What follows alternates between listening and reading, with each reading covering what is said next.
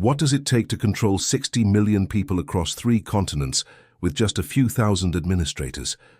The French Colonial Empire discovered the answer wasn't more soldiers or better weapons, it was fear.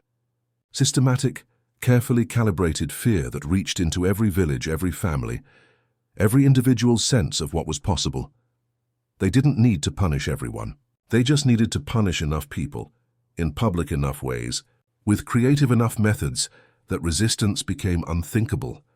A farmer who saw his neighbor forced to crawl through the marketplace wearing a sign that read, "I am a thief," would think twice before shortchanging his taxes. A teacher who witnessed a colleague beaten unconscious for using local history in his lessons would stick strictly to the French curriculum. This was punishment as performance art, with an audience of millions. And the methods they developed to maintain this theater of control reveal the true face of colonial power.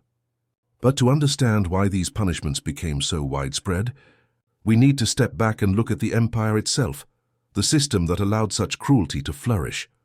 The French Colonial Empire was one of the largest in history, stretching across Africa, Southeast Asia, the Caribbean, and the Pacific.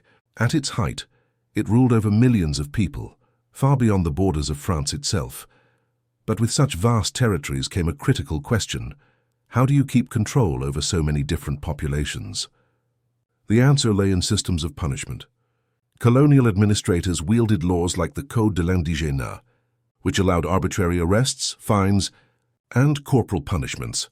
Penal colonies, known as the bagnies, turned entire islands into prisons, where forced labor became a slow death sentence, and military courts could hand down brutal punishments without trial or appeal.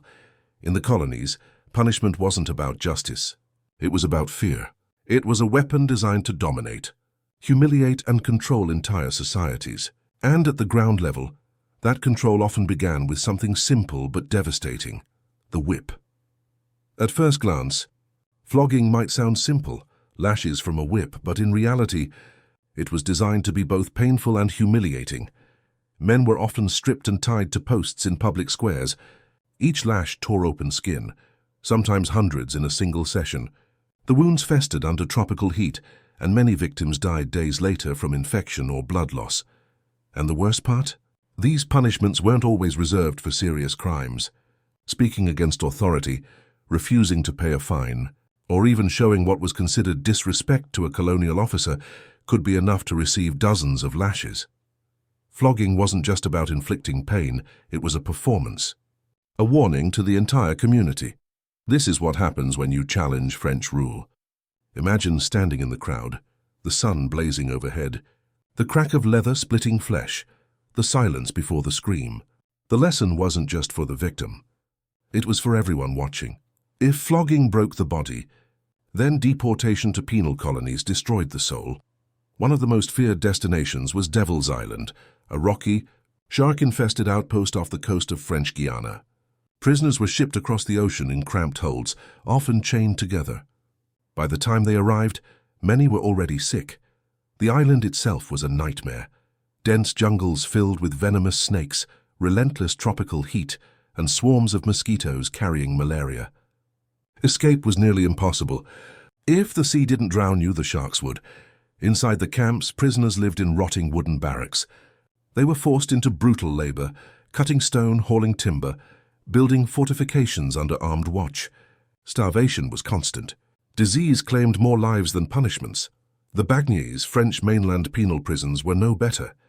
These sprawling complexes became factories of suffering, where thousands worked themselves to death in silence. Exile to these places wasn't just a punishment, it was a death sentence in slow motion. And the message to the colonies was clear. Once you cross the French crown, you are erased, sent to rot where no one will ever hear your screams. Some punishments didn't send you away at all. They turned your very body into a prison. In French colonies, rebellious subjects and runaway workers were often sentenced to wear iron collars, thick metal rings clamped around the neck, sometimes with spikes that dug into the skin. Heavy chains linked the collar to the wrists or ankles, forcing every movement to be slow and painful. These collars weren't just shackles, they were symbols, a constant reminder of submission. They marked the condemned like animals, branding them in the eyes of society. Some collars were so heavy they bent the wearer's posture permanently. Others had bells or tags, making escape impossible because every step betrayed their presence. Many wore these collars for months, some for life. It was a punishment that didn't need walls or guards. The prisoner carried his cell wherever he went, a cage of iron fused with flesh.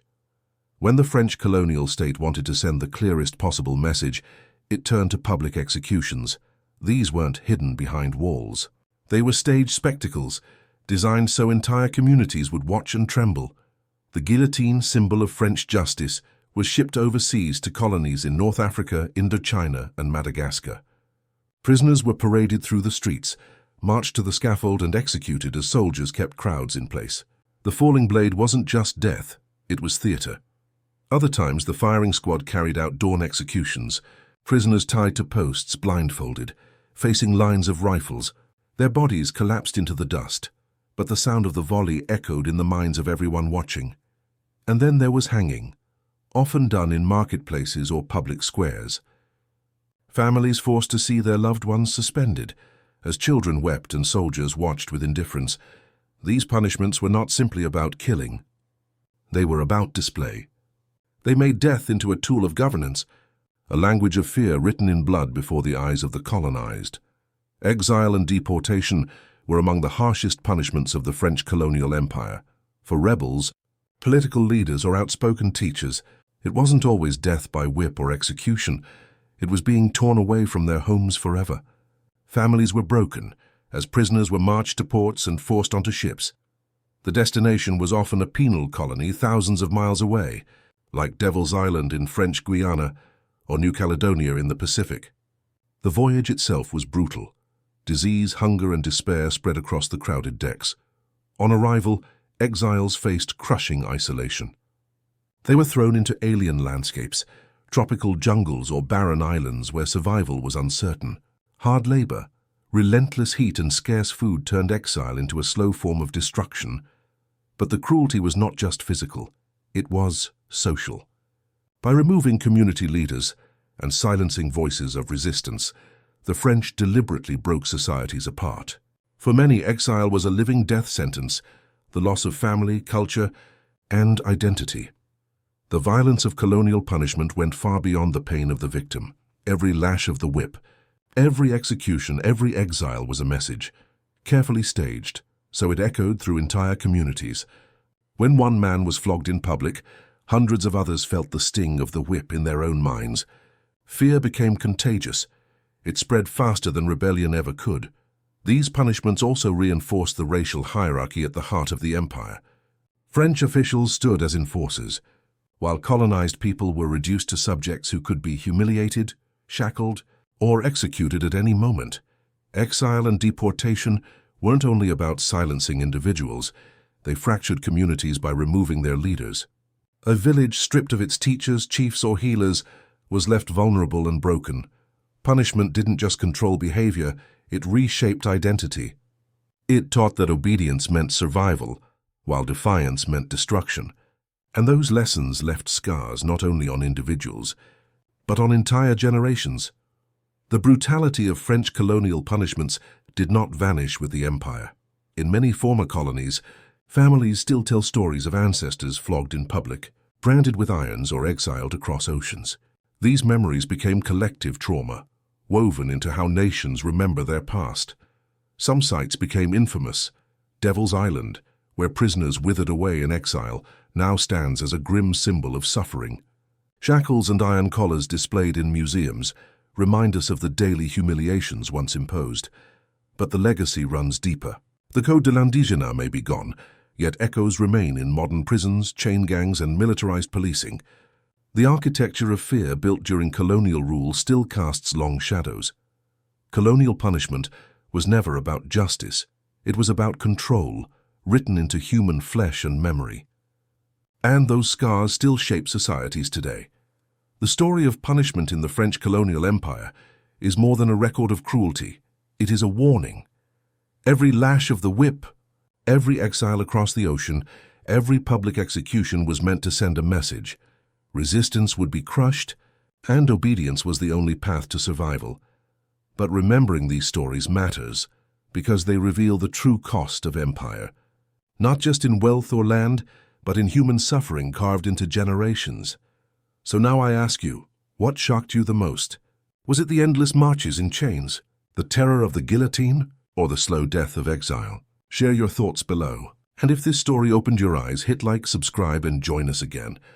Because empires may fall, but their punishments echo for centuries,